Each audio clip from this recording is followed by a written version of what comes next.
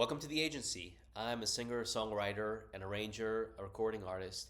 And on this page, I'm going to share not only my songs, but the process of creating them, the inspiration behind them, and so much more.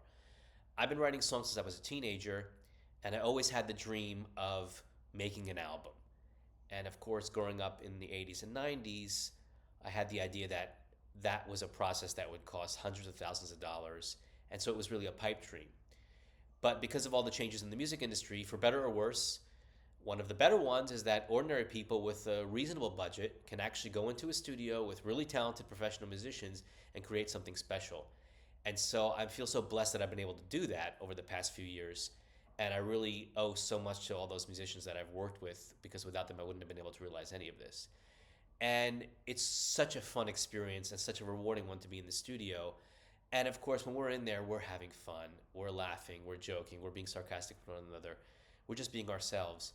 And there's something ironic about that because, as you'll know from listening to some of my songs, some of them address some pretty heavy topics: the difficulty of being a parent, dealing with the loss of people that we love, falling in and out of romantic love, and even dealing with the horrors of war.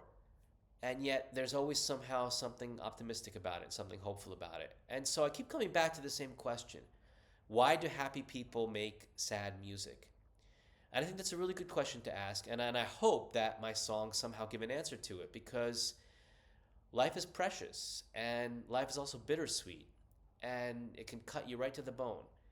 And a lot of times the feelings we feel, like love, are commingled, whether it's romantic love or love for your family or your children.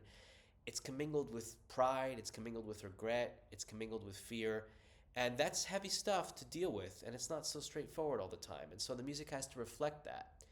So, for anyone who's listening, I invite you to think, I invite you to feel, and if we've done it right, then the music has agency to convey those complicated emotions.